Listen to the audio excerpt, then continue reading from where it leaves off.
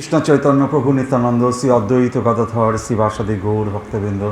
হরে কৃষ্ণ কৃষ্ণ কৃষ্ণ হরে হরে, হরে রাম রাম রাম হরে হরে। ঈশ্বর পরম কৃষ্ণ সচ্চিদানন্দ বিগ্রহ, অনাদি আদি গোবিন্দ সর্বকারণ কারণম। চিন্তামণিপকর সদ্মসুকল্প বৃক্ষ, লক্ষা বিতেশ সুরভি অভিপালয়ন্তম, লক্ষ্মী সহস্র শত সম্ভ্রমম সেব্যমানম, গোবিন্দম আদিপুরুষম তমহং ভজামি। বেণুম কনন্তম অরবিন্দ দলয়তাক্ষং বহার্বতম সমসিতাম্বুদ সুন্দরাঙ্গম, কন্দর্প কোটি কমনীয় বিশেষ শোভম, গোবিন্দম আদিপুরুষম তমহং ভজামি। আলোল চন্দ্র ক্লসদ বনমাল্য বংশী, রত্নাঙ্গদং প্রণয় কেলি কলাবিলাসম, শ্যামং ত্রিভঙ্গ ললিতম নিয়ত প্রকাশম, গোবিন্দম আদিপুরুষম তমহং ভজামি। অঙ্গানি যস্য সকলেন্দ্র বৃত্তিমন্তি, পশ্যন্তি পান্তি কলয়ন্তি চিরম জগন্তি, আনন্দ চিন্ময় সদুজ্জ্বল বিগ্রহস্য, গোবিন্দম আদিপুরুষম তমহং ভজামি। অদ্বৈতম অচ্যুতম অনাদি অনন্ত রূপম, আদ্যম পুরাণ পুরুষম নবযৌবনঞ্চ, বেদেশ দুর্লভম দুর্লভম আত্মভক্ত, গোবিন্দম আদি পুরুষম তমহং ভজামি। অদ্বৈতম অচ্যুতম অনাদি অনন্ত রূপম, ভগবান শ্রীকৃষ্ণের অনন্ত রূপ। এবং এই অনন্ত রূপ কারা আস্বাদন করতে পারে? গোপীরা।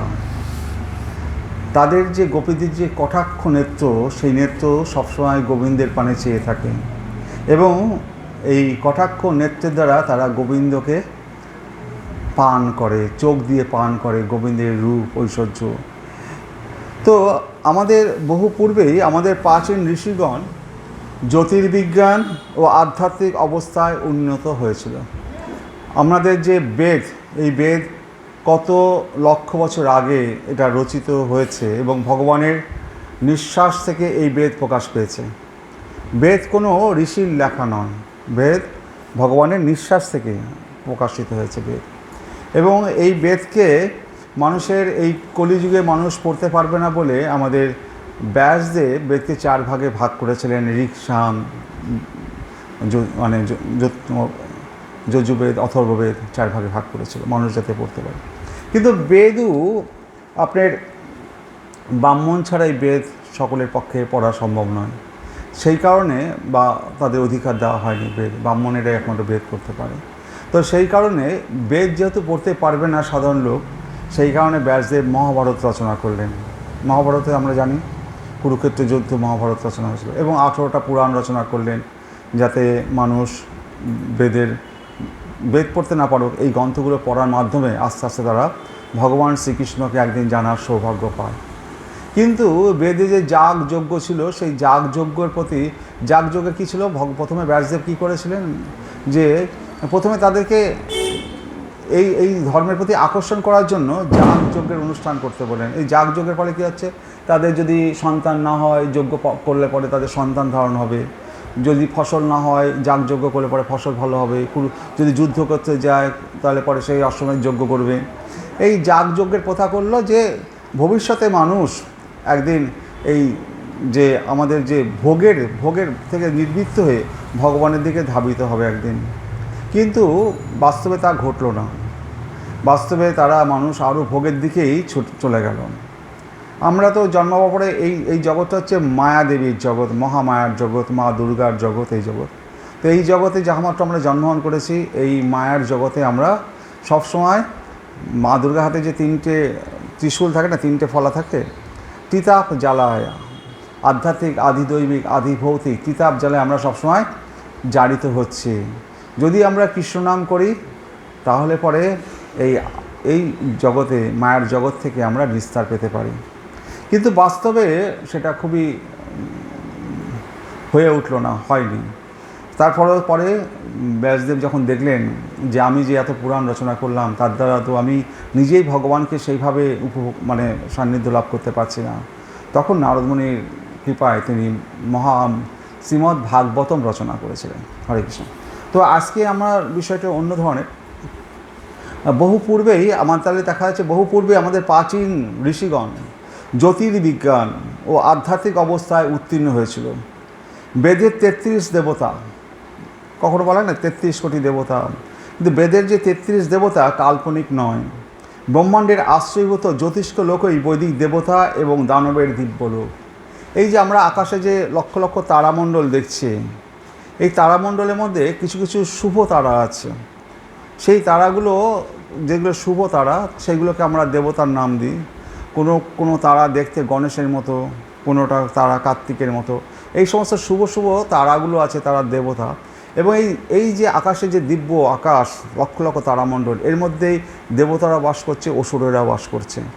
তো এই তাহলে বেদের 33 কাল্পনিক ব্রহ্মাণ্ডের আশ্রয়ভূত জ্যোতিষ্ক লোকই বৈদিক দেবতা এবং দানবের দিব্য লোক। জীবের দুঃখের কারণ হলো নিজের স্বরূপ না জানা। আমাদের দুঃখের কারণ কি? আমরা কে সেটা আমরা জানি না। আমরা কে? আমাদের পরিচয় কি? আমরা দেহ নই, আমরা হচ্ছে আত্মা। এই আত্মাটা আমাদের পরিচয় হচ্ছে আমরা কৃষ্ণের নিত্য দাস। আমাদের তো দাস হতেই হবে। যদি আপনি চাকরি করেন, বসের দাস হবেন, কারোর না কারোর তো দাস হবেন। তো দাস আমাদের হচ্ছে ভগবান শ্রীকৃষ্ণের নিত্য দাস। এটা হচ্ছে আমাদের স্বরূপ। কারণ কি? আত্মাটা এসছে ভগবান শ্রীকৃষ্ণ থেকে।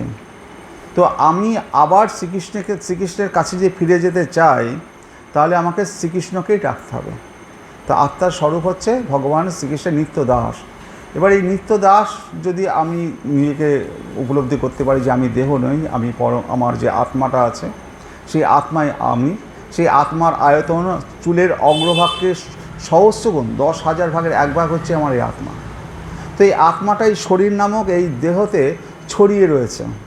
যদি আমি এখানে চিমটি কাটছি, ব্যথা লাগছে না, তাহলে আত্মাটা কোথায় আছে? সমগ্র শরীরে ছড়িয়ে রয়েছে। কিন্তু আসলে আত্মাটার আয়তন খুবই ক্ষুদ্র। যেটা আমি বলে যদি অহংকার করি, সেই আমিটা হচ্ছে চুলের অগ্রভাগকে 10,000 ভাগের ক্ষুদ্রতম কণা। আর আমি সেই ক্ষুদ্রতম কণাটা, আমি এসছি তো ভগবানের থেকে। তো আমার অহংকারটা কোথায়? এই দেহটা তো একদিন চলে যাবে। এই দেহটা বৃদ্ধি পাচ্ছে, আস্তে আস্তে একদিন দেহটা নাশ হয়ে যাবে। এই দেহটা ছেড়ে আমি যে আত্মাটা, সেটা আমি আবার ভগবদ্ধামে ভগবানের কাছে ফিরে যেতে পারবো।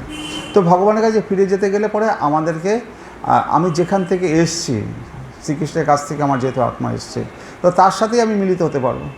তো এখন যদি একটা সর্ষের তেল জলে ঢালেন, জলের সাথে সর্ষের তেল মেলে না। তো সর্ষের তেলের মধ্যে সর্ষের তেল যদি ঢালেন, তবে সে মিলবে। তো আত্মাটা যেখান থেকে এসছে তার কাছে যদি যাই, তবেই তার সাথে আমাদের মিলনের সম্পর্ক হবে। তো আমাদের মাথায় রাখতে হবে যে আমি আত্মা, আমি এই দেহ নই। কিছু দিনের জন্য এই দেহটা আমি ভোগ করছি। কেন ভোগ করছি? আমরা ভজন করার জন্য এই দেহটা পেয়েছি, ঈশ্বরের নাম স্মরণ করার জন্য। আর আমাদের দুঃখের কারণ আমাদের অজ্ঞতা। যদি আমরা জ্ঞানী হই, তাহলে পরে গোপীরা কটাক্ষ নেত্রে মানে শ্রীকৃষ্ণের দিকে তাকিয়ে আছে। আপনারা যদি মায়াপুর ইস্কন মন্দির যান, দেখবেন মাঝখানে রাধাকৃষ্ণ দাঁড়িয়ে আছে, আর দুপাশে চারটে 8টা গোপী দাঁড়িয়ে আছে। প্রত্যেকের চোখগুলো খেয়াল করুন, প্রত্যেকে এরকম কটাক্ষ নেত্রে তেরছাভাবে শ্রীকৃষ্ণের দিকে তাকিয়ে আছে। এক মুহূর্তকাল শ্রীকৃষ্ণ থেকে চোখ সরাচ্ছে না। তো যদি আমরা শ্রীকৃষ্ণের দিকে আমাদের মনোনিবেষ্ট করতে পারি, তাহলে পরে তার যে শক্তি, তার যে রূপ, তার যে পাওয়ার ক্ষমতা, সেটা আমরা নিতে পারবো। হ্যাঁ, তো এই গোপীরা বলছিল যে ব্রহ্মা তো 2টো চোখ দিয়েছে, প্রত্যেককে আমাদের 2টো চোখ দিয়েছে, তারপর পলক পড়ে, চোখের পলক পড়ে। বলছে যে এই ব্রহ্মা যে সৃজন করেছে মানুষের, এই কৃষ্ণকে দেখার জন্য 2টো চোখ যথেষ্ট নয়। আমাদের যদি 100 কোটি চোখ দিত, হাজার হাজার চোখ দিত, তবে আমি ওই চোখ দিয়ে কৃষ্ণের এই দিব্যরূপ দর্শন করতে পারতাম। 2টো চোখ দিয়ে দর্শন করি, তারপর পলক পড়ে। ব্রহ্মার সৃজনটা ভালো নয়। যদি গোপীদের এইটা ক্ষমতা পেত যে সৃজন করার, তাহলে গোপীরা বলছে আমরা দেখিয়ে দিতাম সৃজন কাকে বলে। আমরা 100 কোটি চক্ষু দিয়ে এই কৃষ্ণকে দর্শন করতে হয়। 2টো চোখ তো আমাদের কম পড়ে যাচ্ছে, তারপর পলক পড়ে। এই গোবিন্দকে যত আমরা দর্শন করব, যত গোবিন্দের দিকে তাকিয়ে থাকবো, এটাই কিন্তু সাধনা, এটাই কিন্তু ভজন। তো আপনি ভাববেন যে বড় বড় ঋষিরা ধ্যানস্থ অবস্থায় চোখ বন্ধ করে ভগবানের জন্য ধ্যান করছে, কিন্তু চোখ বন্ধ করলে কী হবে? এটা তো শ্রীকৃষ্ণ তো ছলাকলা জানেন। আপনি এক মুহূর্তে চোখ বন্ধ করে টুক করে আপনার কাছ থেকে সরে চলে গেল, তো চোখ বন্ধ করা যাবে না।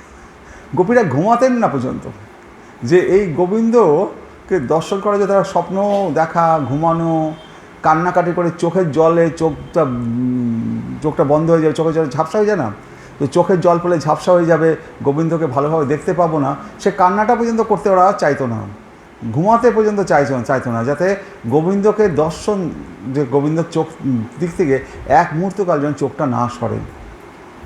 তাহলে এই দৃশ্যমান পৃথিবী মৃত্যু দ্বারা কবলিত, এই দৃশ্যমান পৃথিবী মৃত্যু দ্বারা কবলিত। কি উপায়ে আমাদের মানুষের মুক্তি হবে? আমরা যা কিছু করি এবং যা ঘটে চলেছে সবই কি পূর্ব নির্ধারিত?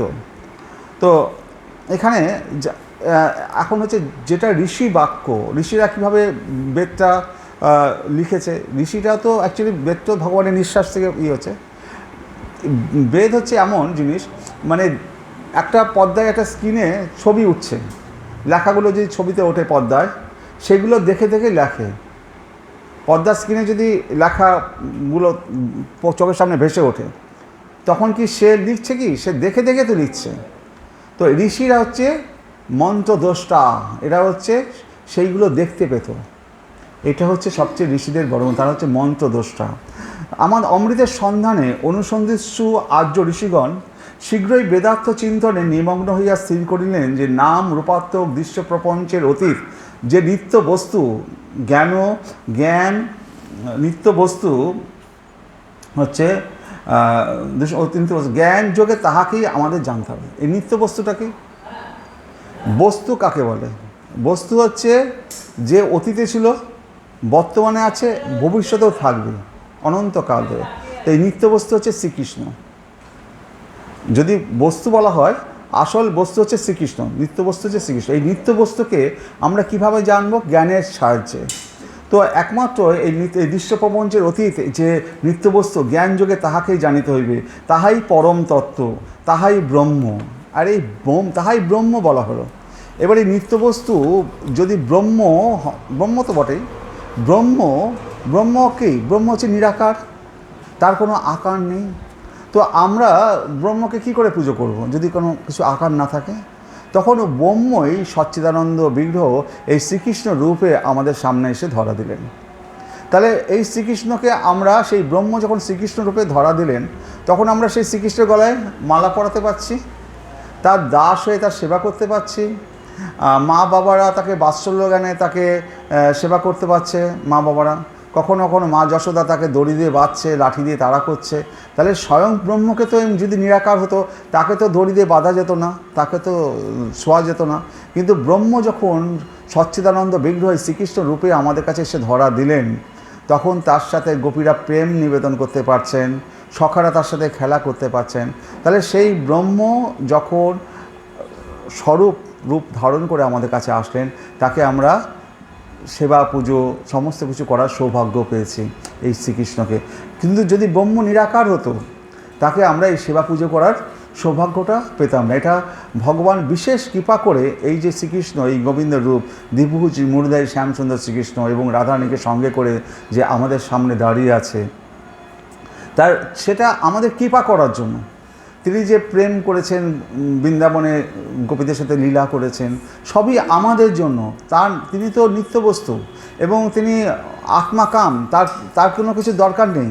তার প্রেম করা, তার গোপীদের সাথে নৃত্য করা, এগুলোর তার কিচ্ছু দরকার নেই। কিন্তু তিনি এগুলো করেছেন যাতে আমরা তার এইগুলোর মাধ্যমে তাকে আরও বেশি করে জানতে পারি এবং তার মাধ্যমে এইগুলো জানার মাধ্যমে আমরা উদ্ধার পেতে পারি এবং ভগবানের প্রতি আমাদের আকর্ষণ আরও দৃঢ় থেকে দৃঢ়তর হয়ে ওঠে।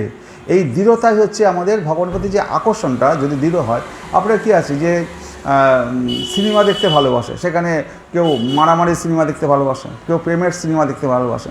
তো গোবিন্দ এমন তার ঐশ্বর্য, এমন তার লীলা, সেখানে সমস্ত কিছু আছে। তখন কখনো সে অসুরদের বধ করছে, কখনো কালীও দমন করছে, কখনো গোপীদের সাথে প্রেম করছে। তাহলে একটা মানুষের যা যা আকাঙ্ক্ষা, সমস্ত কিছু গোবিন্দের দিকে তাকালেই সমস্ত কিছু তৃপ্তি পাওয়া যায়। তো তাহলে কী বলা হচ্ছে, এই নিত্যবস্তুকে আমরা জ্ঞান যোগেই তাকে জানতে হবে। তাহাই পরম তত্ত্ব, তাহাই ব্রহ্ম, জ্ঞানেই মুক্তি, কর্মে নয়, কর্ম বন্ধনের কারণ। তো জ্ঞানেই মুক্তি, কর্ম বন্ধনের কারণ। এবার কর্ম তো বন্ধনের কারণ হলো, এবার কর্ম যদি না করি তাহলে পরে চলবে কি করে? কর্ম তো করতেই হবে।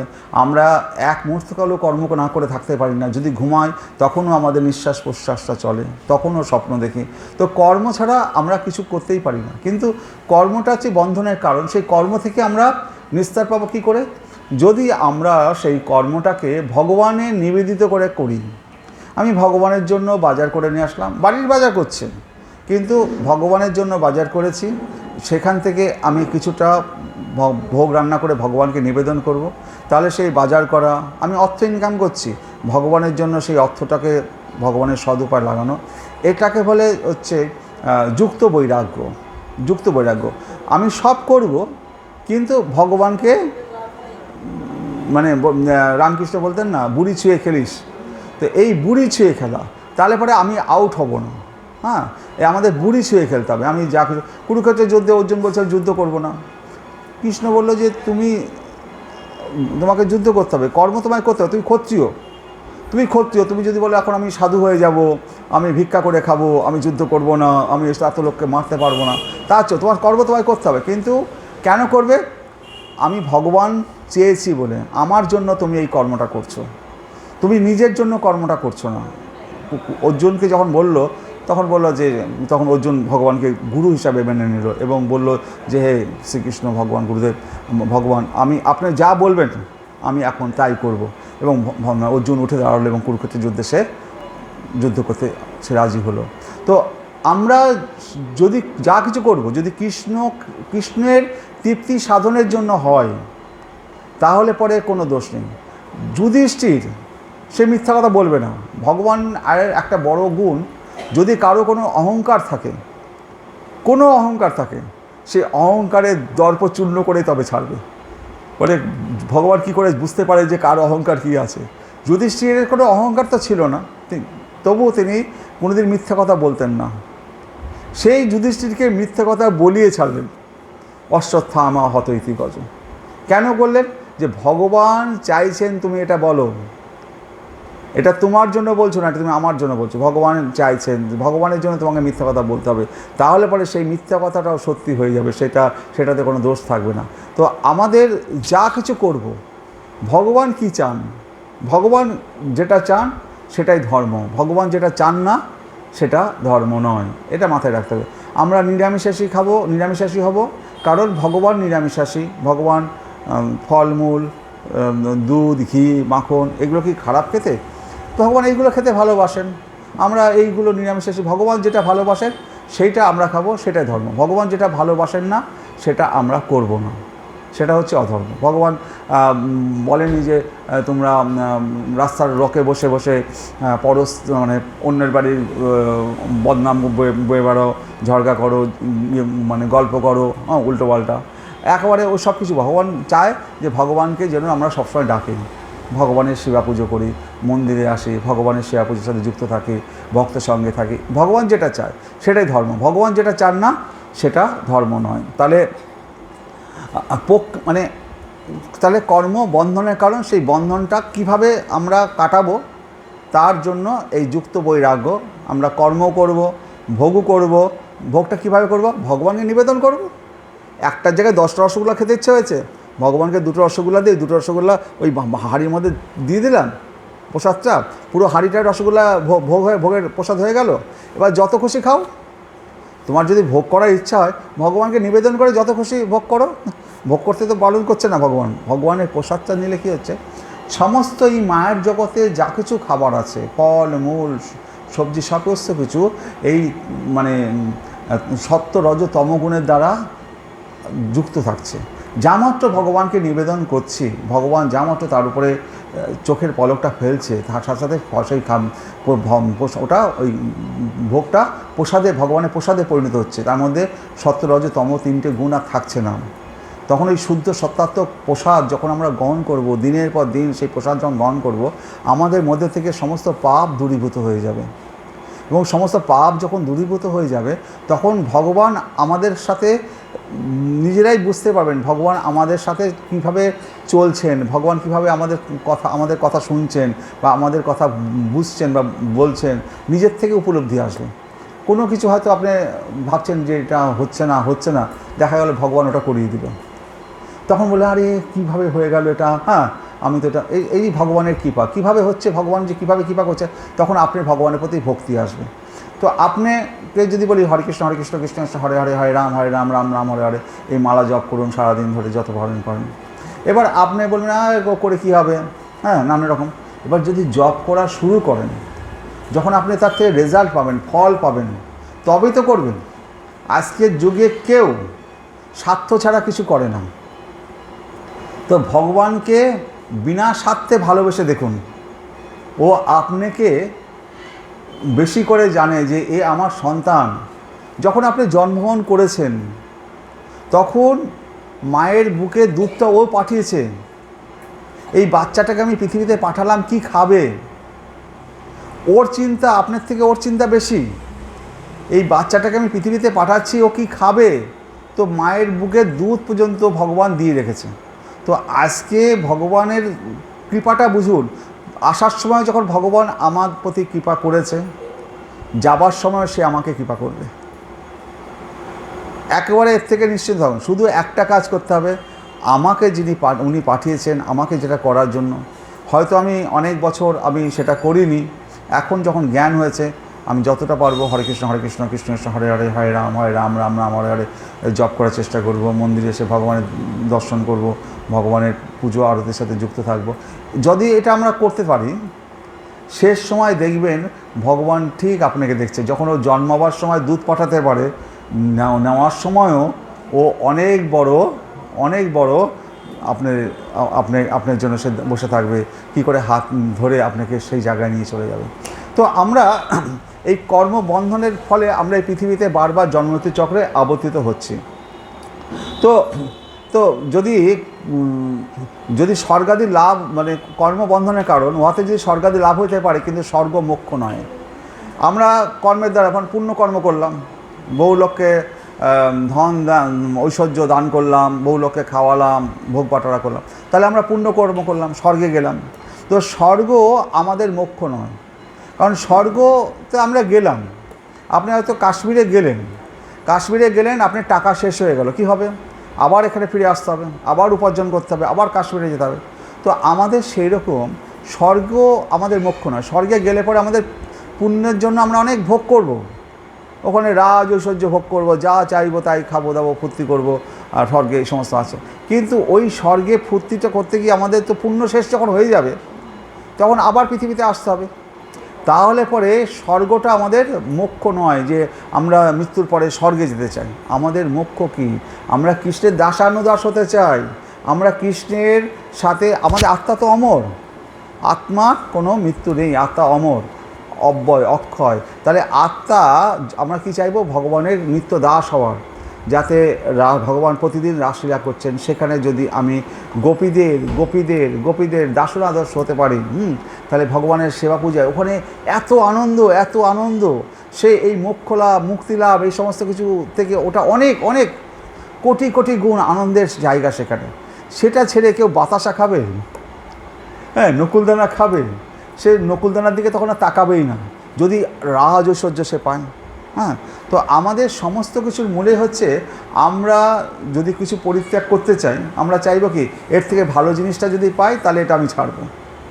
তো এইটাই মানুষ আজকে পর্যন্ত বোঝেনি, যে এই মায়ার জগতে যা কিছু আছে, সমস্ত কিছুর থেকে ভালো জিনিস যদি আমরা কৃষ্ণ ভক্তিতে যুক্ত হতে পারি, আমরা যদি এমন ভোগ রান্নাও করা যায়, এমন ভোগ রান্না করা যায়, এত সুস্বাদু হয়, সেটা যদি ভগবানকে নিবেদন করে খাওয়া যায়, তাহলে পরে এর থেকে ভালো জিনিস আর কেউ নেই। কিন্তু এই জিনিসটা লোকে জানতে পারে না বলে মানুষ এই পার্থিব জগতে, মায়ের জগতে তারা এগ রোল, চিকেন রোল, হাবিজাবি সমস্ত জিনিসের প্রতি তারা আসক্তিতে তারা ডুবে মরছে।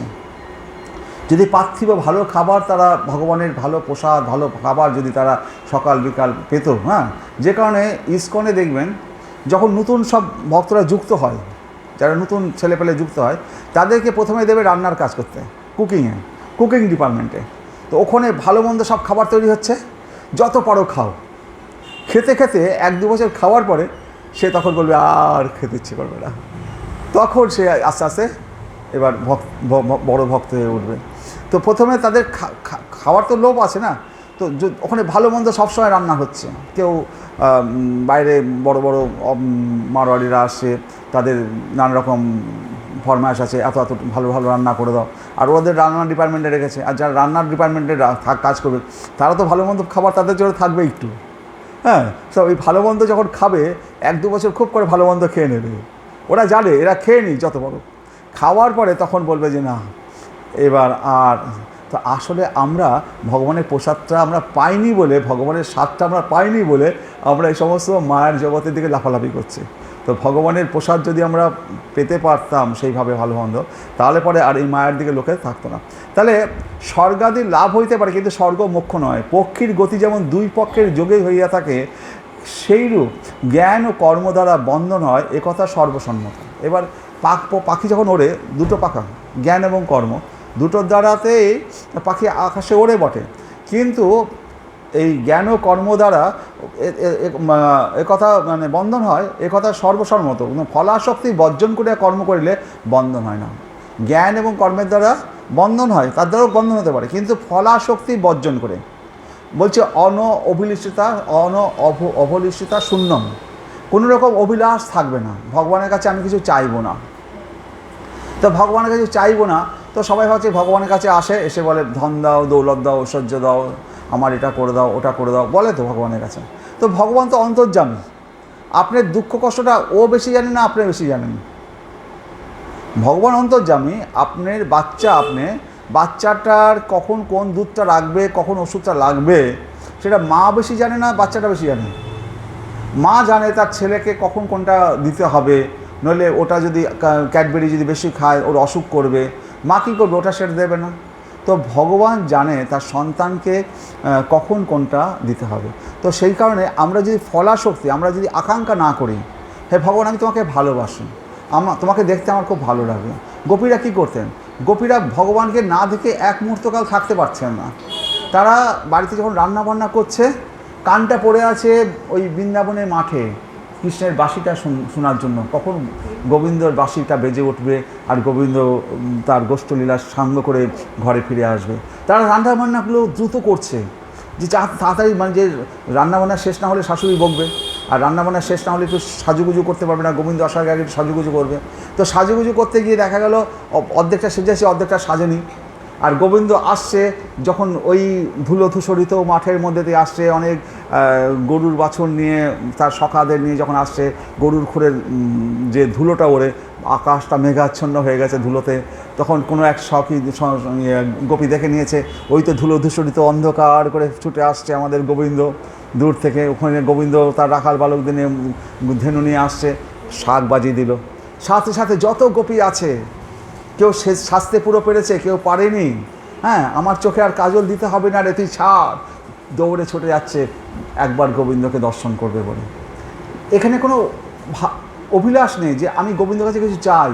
ওখানে কি আছে, শুধু গোবিন্দকে দর্শন করব, দু চোখ ভরে দর্শন করব, তার রূপ দর্শন করব, তার ময়ূর পাখাটা কোন দিকে রয়েছে, বাঁ দিকে ঢেলে না ডান দিকে ঢোলে।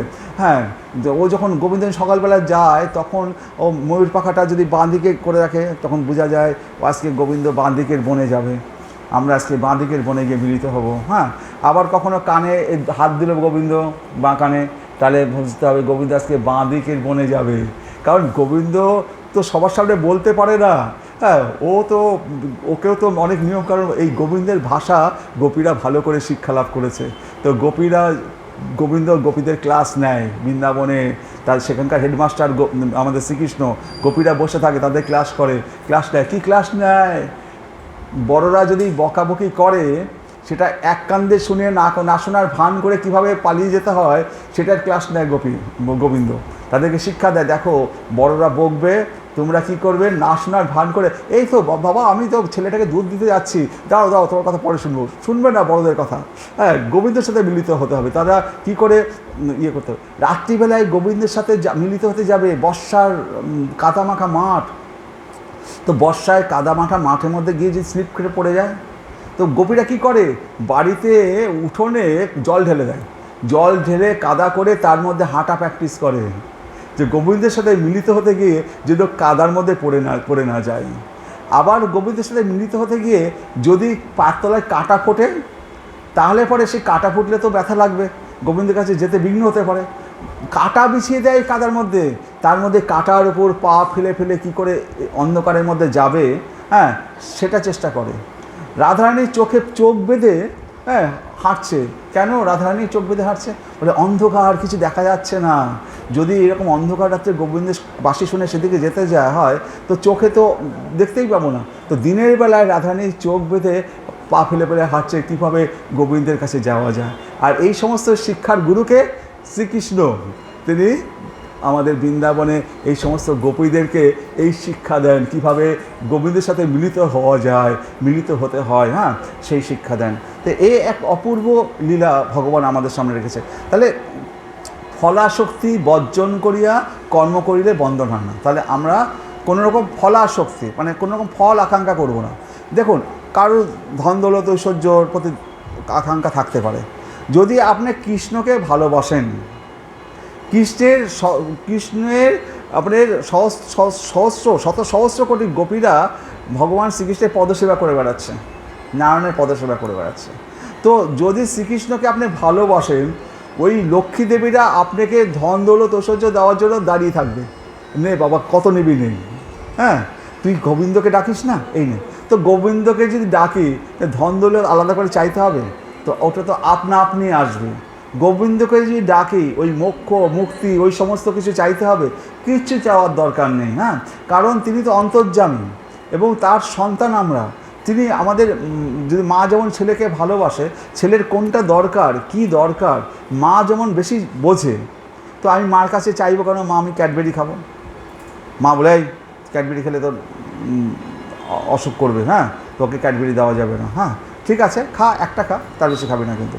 তো এবার ছেলে যদি বেশি ক্যাডবেরি খায়, ওই মোহের দিকে চলে যায়, সন্তানটা তো নষ্ট হয়ে যাবে, সন্তানের অসুখ বিসুখ করবে। মা কি সেটা চায়? মা সেটা চায় না। তো আমাদের গোবিন্দ বলছে যে যদি কেউ আমাকে ডেকে যদি মানে ইয়ে চায়, ভোগ বিলাস চায়, তাহলে বলছে আমি স্বচরণামৃত দিয়ে তাদের ভোগের আকাঙ্ক্ষা দূর করবো, স্বচরণামৃত দিয়ে। তো এবার অনেকে ভাবে যে অনেক ধন দৌলত ঐশ্বর্য চাই। আরে গোবিন্দ বলছে যে আমাকে যে ভজে তার সমস্ত ধন দৌলত আমি কেড়ে নিই, যে আমাকে ভজবে তার ধন দৌলত সব কেড়ে নেয় গোবিন্দ। তো আবার কি করে, গোবিন্দকে যে ভজে তার আত্মীয় স্বজন যত বন্ধুবান্ধব থাকবে যারা এই মায়ের জগতে, তারা পর্যন্ত দূরে সরে যায়। আরে ও সবসময় হরেকৃষ্ণ নাম করে, নিরামিষ খায়, ও ভগবানের নাম করে, ওর বাড়িতে যাওয়া যাবে না। তো আপনার আত্মীয় স্বজনরা দূরে চলে যাবে, আপনার ধন দৌলত সব কেড়ে নেবে। তাহলে গোবিন্দ ধন দৌলত সব কেড়ে নিয়ে, তাহলে কেড়ে নিয়ে কী দেবে, এমন জিনিস দেবে, সেই জিনিস তো আপনারা কল্পনাও করতে পারছেন না কী দেবে। তো না চাইতে যদি কোটি কোটি গুণ বেশি পাওয়া যায়, তাহলে কে চাইবে বোকার মতো। গোপীরা বলছে যে যারা মঞ্জুরি গোপী আছে, কৃষ্ণ কি করে, কখনো কখনো মঞ্জুরি গোপীরা ফুল তুলছে, কৃষ্ণ আসছে, কৃষ্ণ বলে এই মঞ্জুরি গোপী আজকে তো রাধারানী আসেনি, আজকে কুঞ্জে আমি একা আছি, তুই আয় এসে আমার পাশে বস। তো মঞ্জুরি গোপী ছুটে পালাবে, বলবে না আমি তোমার পাশে বসবো না, ওই রাধারানী আছে, ওই রাধারানীকে আমরা সাজিয়ে গুজিয়ে তোমার পাশে বসাবো। কেন? ওই রাধারানীকে যদি তুমি ভালোবাসো, রাধারানীর সাথে তোমার যদি প্রেম বিলাস হয়, ওই প্রেমের রাধারানী যতটা পায় প্রেম করে, তার কোটি গুণ বেশি প্রেম আমরা পাবো। তাহলে পাশে বসার থেকে রাধারানীকে বসিয়ে আমি কোটি গুণ বেশি সুখ যদি পেতে পারি, তাহলে পরে আমি কেন কৃষ্ণের পাশে বসবো? বরং রাধারানীকে করে খুব সুন্দর করে সাজিয়ে, হ্যাঁ আমি রাধারানীকে শ্রীকৃষ্ণের জন্য রাধারানীকে কৃষ্ণের কাছে প্রেরণ করব। কারণ রাধারানী গালে যদি চুম্বন করে, রূপ গোস্বামীর গালে সেই চুম্বনের দাগ পড়ে যায়। রূপ গোস্বামীর গালে কৃষ্ণের চুম্বনের দাগ পড়ে গেছে।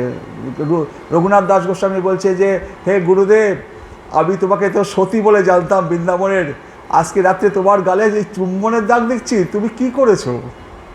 তো ও তো কিছু করেনি, কিন্তু রাধারানীর গালে কৃষ্ণ চুম্বন করেছে, সেই চুম্বন ভক্তের গালে দাগ পড়ে গেছে। তো রাধারানী যতটা লাভ করে ভগবান কৃষ্ণের পাশ থেকে, তার 100 কোটি গুণ বেশি সুখ আমরা আস্বাদন করতে পারি। তো ভগবানের কাছে চাইব কেন? না চেয়ে যদি বেশি পাওয়া যায় তাহলে পরে সেটাই ভালো না? তাই বলছি যে, কেননা মানে এই যে ফলাশক্তি বর্জন করে কর্ম করলে বন্ধন হয় না, কেননা বন্ধনের কারণ হচ্ছে আসক্তি। আসক্তিটা কি?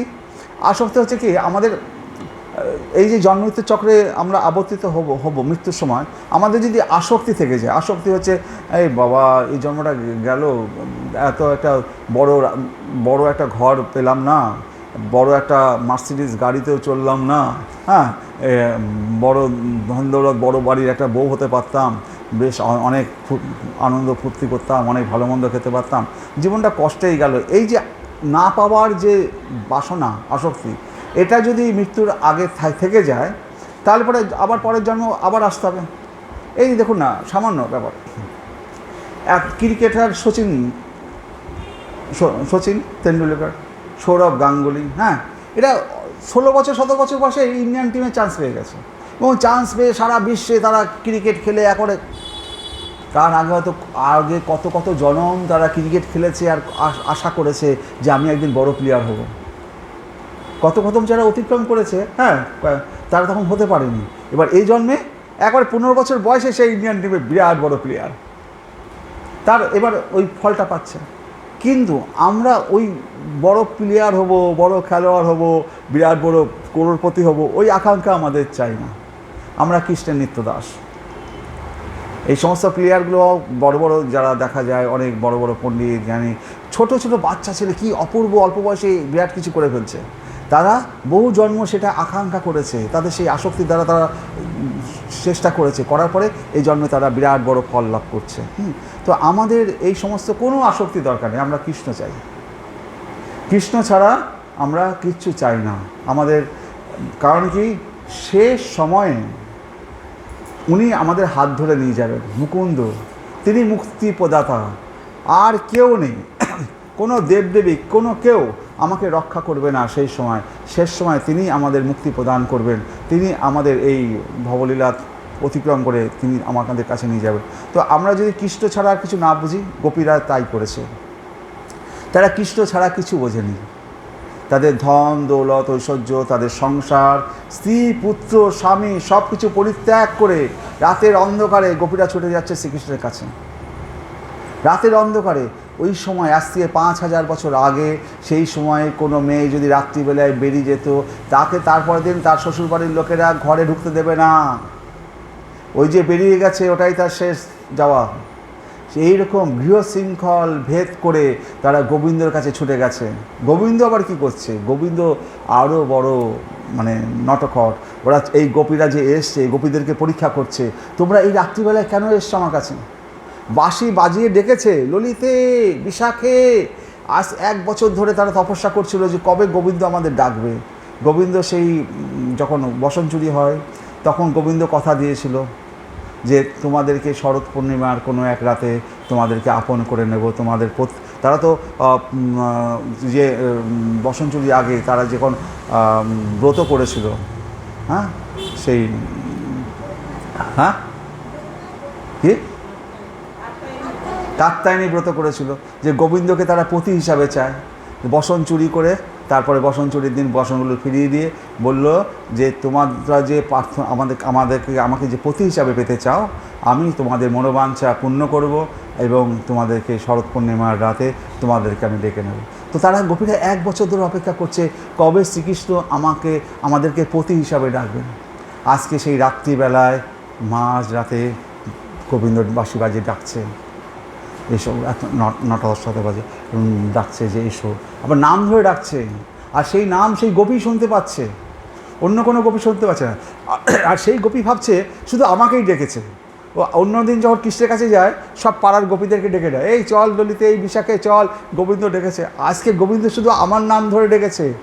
স্বামীকে খাওয়াচ্ছিল, স্ত্রীপুত্রকে খাওয়াচ্ছিল, সন্তানকে দুধ দিচ্ছে, হ্যাঁ, বা পোশাক অর্ধেক পরা হয়েছে, এক মুহূর্তেও দাঁড়াচ্ছে না। গোবিন্দর বাঁশির আওয়াজ পেয়ে গেছে, তারা তখন ঘর সংসার সব ছেড়ে ঊর্ধ্বশ্বাসে ছুটছে। গোবিন্দ যেখানে বাঁশির আওয়াজ এসছে, গোবিন্দ দাঁড়িয়ে আছে, সেখানে যাচ্ছে।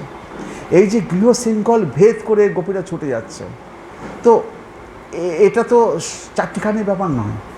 কতটা ভগবানের প্রতি ভালোবাসা থাকলে পরে রাত্রিবেলায় ঘর সংসার গৃহ ছেড়ে তারা যাচ্ছে। আর যখন গোবিন্দর কাছে গেল, গোবিন্দ বলছে যে হে ভাগ্যবতী, হ্যাঁ, হে মহাভাগ্যবতী, তোমাদেরকে স্বাগতম। বলছে ভাগ্যবতী কাদের বলা হয়? যাদের ধন দৌলত ঐশ্বর্যের স্ত্রী পুত্র ঘর সংসার যাদের আছে তাদের বলা হয় ভাগ্যবতী। আর আজকে তারা ঘর সংসার সব ছেড়ে দিয়েছে।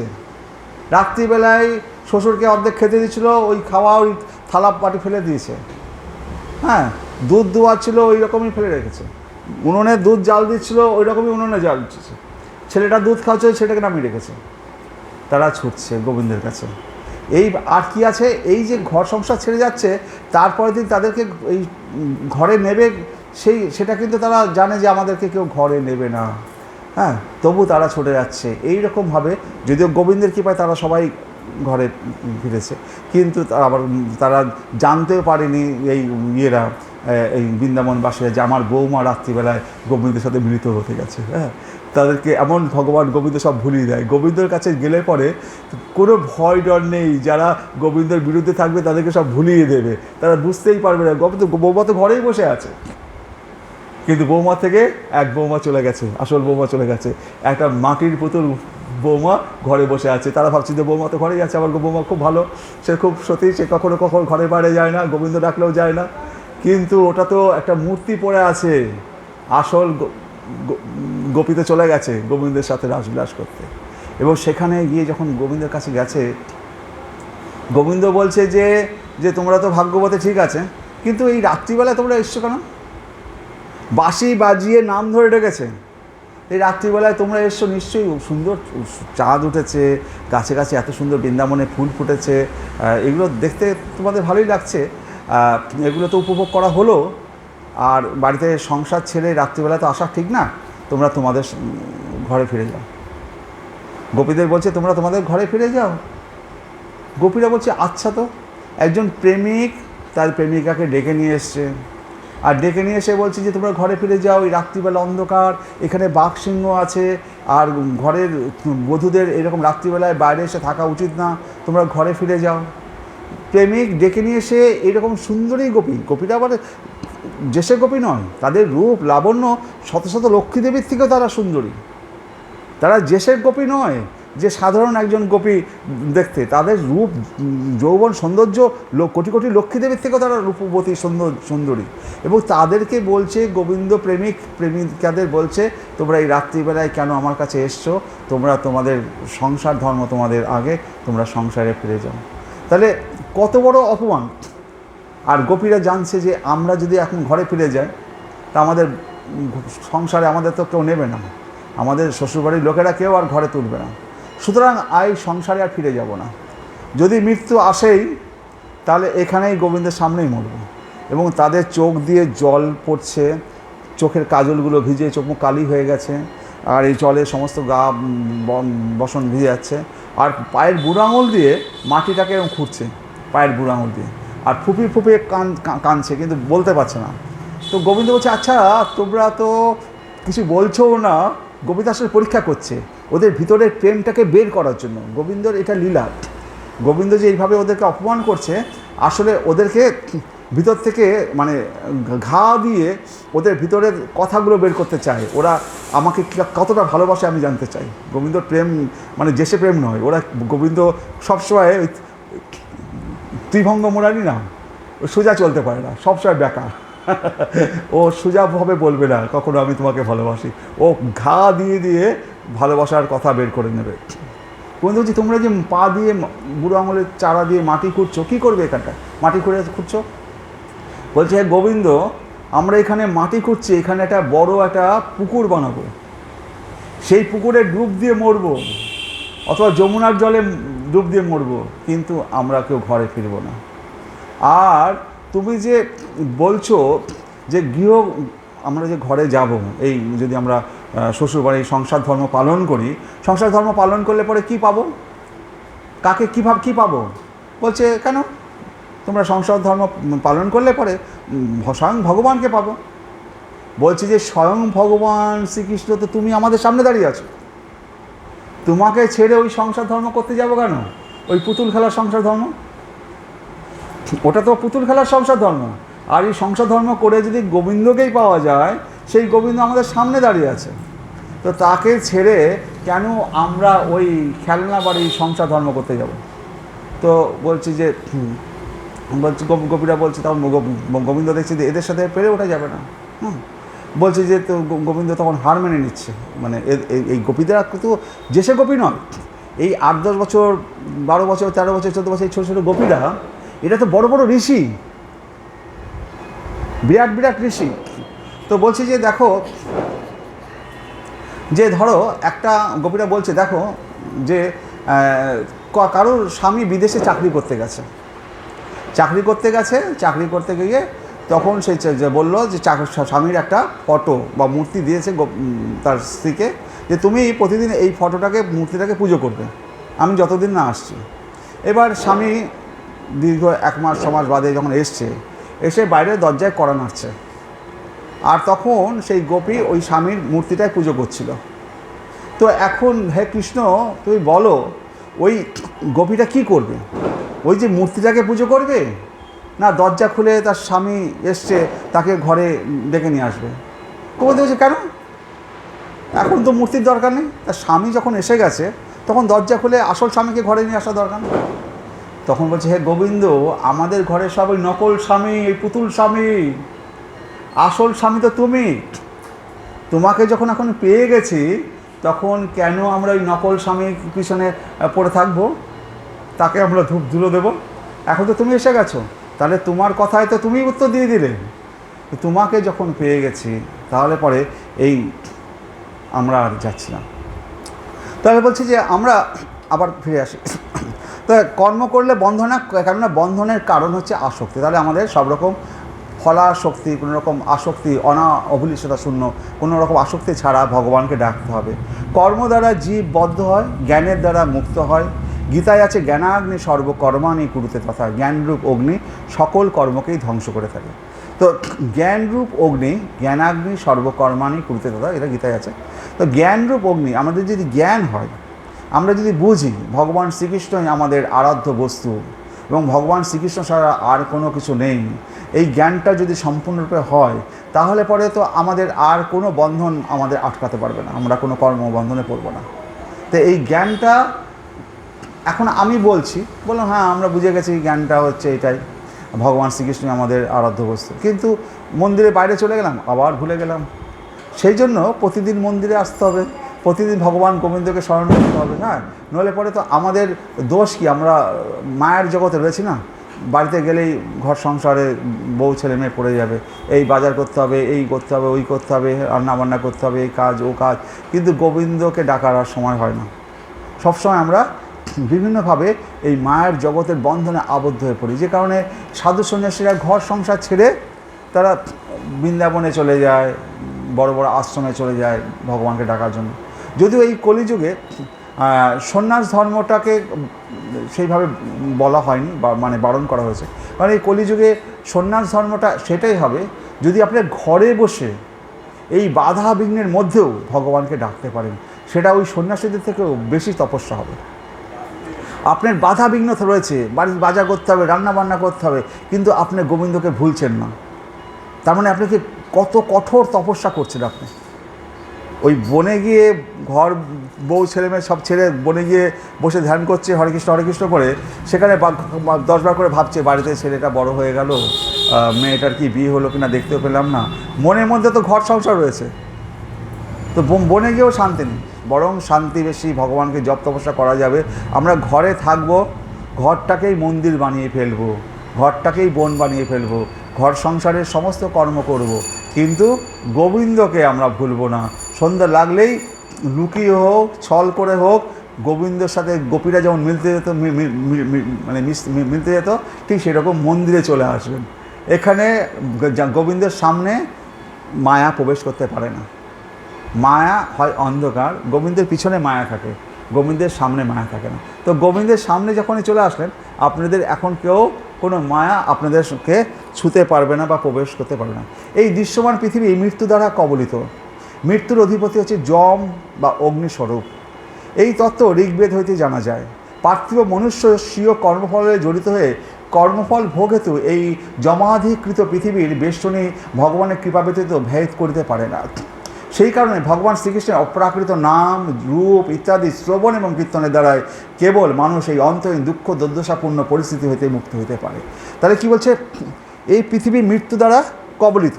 মৃত্যু আমাদের যখন জন্মগ্রহণ করেছি, মৃত্যুকে সঙ্গে নিয়ে এসছে। তো মৃত্যু আমাদের ভয়ের কারণ নয়, যে মৃত্যু আসছে আমার ভয় লাগছে। মৃত্যুটা আমাদের ভয়ের কারণে। যদি হরেকৃষ্ণ নাম করি আর ভগবান শ্রীকৃষ্ণের শরণাগত হই, যদি আমাদের এই জ্ঞানটা হয়, তাহলে মৃত্যুটাকে আমরা হাসি মুখে নিতে পারবো। জন্মাবার সময় ভগবান যখন মায়ের বুকে দুধ দিয়ে রাখতে পারে, মৃত্যুর সময় ভগবান তার জন্য উপযুক্ত জায়গা নিশ্চয়ই তাকে নিয়ে যাওয়ার জন্য উপযুক্ত জায়গা করে রেখেছে। সো আমাদের মৃত্যু নিয়ে আমাদের জন্য আমরা ভয় না পাই। তাহলে মৃত্যুর অধিপতি যম, সেটা অগ্নিস্বরূপ। এই তত্ত্ব ঋগ্বেদ থেকে জানা যায়। পার্থিব মনুষ্য স্বীয় কর্মফলে জড়িত হইয়া এই কর্মফল ভোগ হেতু এই জমাধিকৃত পৃথিবীর বেষ্টনী ভগবানের কৃপা ব্যতীত ভেদ করতে অসমর্থ। বলছে যে এই মায়া কার অধীনস্থ? ভগবান শ্রীকৃষ্ণের অধীনস্থ। যার মায়া, এই মায়ার থেকে আমরা পরিত্রাণ পাবো না। যদি পরিত্রাণ পেতে হয়, যার মায়া তাকে স্মরণ করতে হবে। মায়াটা কার আন্ডারে? শ্রীকৃষ্ণের আন্ডারে। শ্রীকৃষ্ণের হাতের মুঠোর মধ্যে মায়া রয়েছে। এবার আমরা যদি মায়াকে জয় করতে চাই, তাহলে শ্রীকৃষ্ণের শরণাগত যদি হই, তাহলে মায়া আমাদের ছুঁতে পারবে না। এবার শ্রীকৃষ্ণের শরণাগত হয়ে যদি আমরা হরে কৃষ্ণ কৃষ্ণ কৃষ্ণ হরে হরে, হরে রাম রাম রাম হরে হরে, এটা যদি করি, ওই চৈতন্য মহাপ্রভু আর নিত্যানন্দ প্রভুকে যদি স্মরণ করে যদি হরে কৃষ্ণ কৃষ্ণ কৃষ্ণ হরে হরে, হরে রাম রাম রাম হরে হরে, এবং পঞ্চতত্ত্ব শ্রীকৃষ্ণ চৈতন্য প্রভু নিত্যানন্দ শ্রী অদ্বৈত গদাধর শ্রী বাসাদি গৌর ভক্তবিন্দু বলে একবার বলে যদি হরে কৃষ্ণ কৃষ্ণ কৃষ্ণ হরে হরে, হরে রাম রাম রাম হরে হরে, তাহলে কি হবে? এই জমাধিকৃত পৃথিবী থেকে জন্মমৃত্যুর চক্রে আমরা যে আবর্তিত হচ্ছি, হ্যাঁ, আমরা যে পুণ্য করি স্বর্গে যাচ্ছি, পাপ করলে নরকে যাচ্ছি, এই স্বর্গ নরক ঘুরে বেড়াচ্ছি, কোনো জন্ম 5টা ছেলে, কোনো জন্ম 10টা ছেলে, এইভাবে জন্মমৃত্যুর চক্রে আবর্তিত। যদি আমরা হরেকৃষ্ণ নাম করি আর এই মহাপ্রভু নিত্যানন্দ প্রভুর কৃপায়, রাধাকৃষ্ণের কৃপায়, আর যদি শ্রীকৃষ্ণ চৈতন্য প্রভু নিত্যানন্দ শ্রী অদ্বৈত গদাধর শ্রীবাসাদি গৌর ভক্তবৃন্দ বলে যদি একবার হরেকৃষ্ণ নাম করতে পারি, তাহলে পরে এই জমাধিকৃত জন্মমৃত্যুর চক্র থেকে আমরা বেরিয়ে, এই চক্র ভেদ করে, এই জমাধিকৃত এই পৃথিবীর পৃথিবীর যে বেষ্টন ভেদ করে আমরা ঊর্ধ্বলোকে যেতে পারবো। আমাদেরকে আগুনের মধ্যে আমাদের দেহ যখন শেষ সময় দেহটাকে যখন করা হয়, আগুনের ফুলকিটা কি উপরের দিকে যায় না? আমাদেরকে কবর দেওয়া হয় না কেন? কিন্তু আমাদের আত্মাটা যে ঊর্ধ্বলোকে যেতে পারে, সেই ঊর্ধ্বলোকে এই বেষ্টনী ভেদ করতে গেলে পরে আমাদের একমাত্র পথ হরেকৃষ্ণ নাম জপ করা। হ্যাঁ, যে এটা বুঝে গেছে সে হচ্ছে জ্ঞানী, যে বোঝেনি সে জ্ঞানী নয়। একেবারে এর মধ্যে কোনো ফারাক নেই। যে বুঝে গেছে যে হরেকৃষ্ণ নাম জপ করতে হবে, হ্যাঁ, সে তার একবারে 50 বার তার পায়ে আমি প্রণাম করব, সে হচ্ছে আসল জ্ঞানী, সে হচ্ছে তার থেকে বড় জ্ঞানী আর কেউ নেই। যে বুঝে গেছে যে হরেকৃষ্ণ কৃষ্ণ কৃষ্ণ হরে হরে, হরে রাম রাম রাম হরে হরে, কারণ এর থেকে বড় জ্ঞান আর কিছু নেই। সমস্ত ব্রহ্মাণ্ডের যত জ্ঞান আছে, সব জ্ঞানের মধ্যে যদি একটা জ্ঞান, শুধু এই জ্ঞানটা হয় যে আমাকে হরেকৃষ্ণ নাম জপ করতে হবে, তারপরে সমস্ত জ্ঞান তার কাছে পরাজিত। যে একবার হরেকৃষ্ণ নাম করে, নিত্যানন্দ বলছে যে আমারে কিনিয়া লও, একবার মুখে হরেকৃষ্ণ নাম বলো আর আমাকে কিনে নাও। আমি কিনে নাও মানে কি? তাকে সে দাস হতে চাইছে, যে আমি তোমার বাড়ির চাকর হয়ে যাব, তুমি যা বলবে আমি তাই করবো, কিন্তু মুখে একবার হরেকৃষ্ণ নাম করো, হরে কৃষ্ণ কৃষ্ণ হরে হরে রাম রাম রাম হরে। তাহলে এই সংসারের দ্বিজ সপ্তমগণ যাহাতে প্রবেশ করিয়া মুক্ত হন, সেই সনাতন বাসুদেবকেই পরমাত্মা বলিয়া জানিবে। তাহলে আমাদের হৃদয়ের মধ্যে আমাদের একটা আছে জীবাত্মা, যেটা আমি, আর একজন বসে আছে পরমাত্মা। হ্যাঁ, তো এই পরমাত্মা আমাদের মধ্যে আছে বলেই আমরা হেঁটে চলছি। এই পরমাত্মা যদি আমাদের ছেড়ে চলে যায়, খাঁচার পাখি তখন সে খাঁচাতেই পড়ে থাকবে, আর উঠতে পারবে না। হ্যাঁ, খাঁচার আর কোনো দাম থাকবে না, পাখিরও আর কোনো দাম থাকবে না। তো এই খাঁচার পাখির মধ্যে পরমাত্মা ভগবান সবসময় আমাদের সাথে বসে আছে, যে আমাদেরকে কিন্তু রাস্তা একেবারে বাবা মা বাচ্চাকে ছেড়ে দিয়েছে রাস্তায়, কিন্তু আমাদের বাবা মা একবারে হাত একবারে আমাদের ভিতরে বসে আছে, আমাদেরকে ছাড়েনি। ভিতরে পরমাত্মা হয়ে ভিতরে বসে আছে, আমাদেরকে হাত ছেড়ে দেয়নি। আমরা রাস্তার মানে রাস্তায় কুকুর থাকে না, গলায় দড়ি বাঁধা থাকে, সেটা দেখে কী বলছে, কোনো বাড়ির কুকুর রে, ওকে কেউ মারিস না, মারলে পরে বাড়ির লোক এসে পিটাবে। তো পরমাত্মা আমাদের ভিতরে বসে আছে, আমরা তার অধীনস্থ।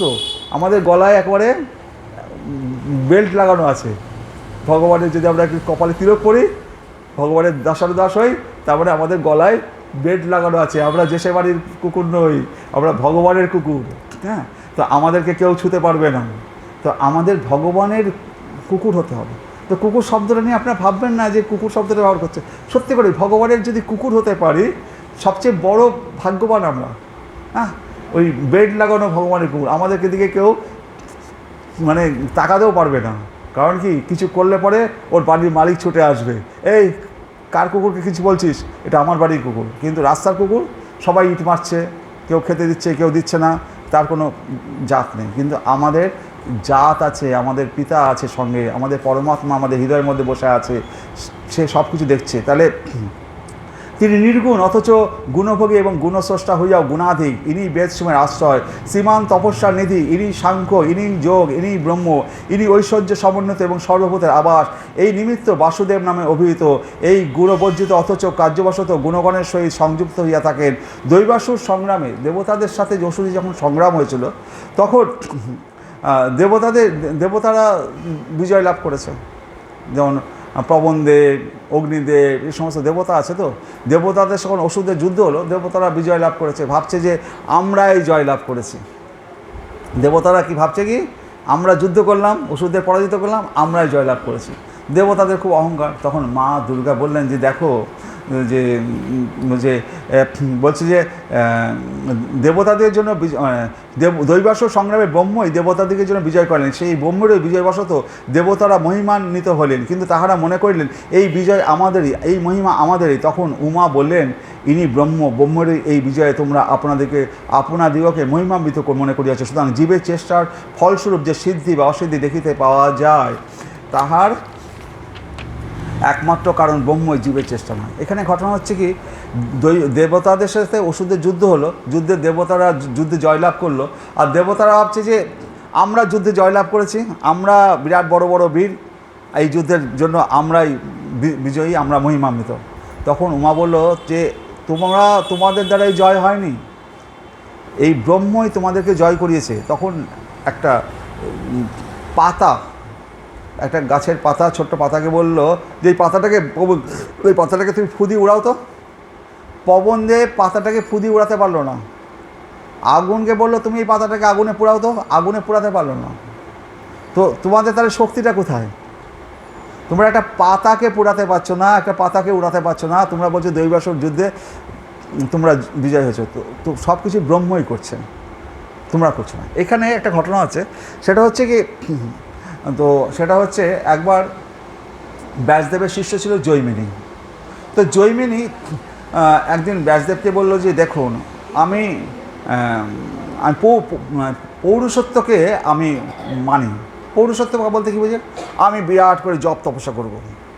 আমি যদি জপ তপস্যা করি, একবারে ব্রহ্মচর্য পালন করে জপ তপস্যা করি, ভগবান আসতে বাধ্য।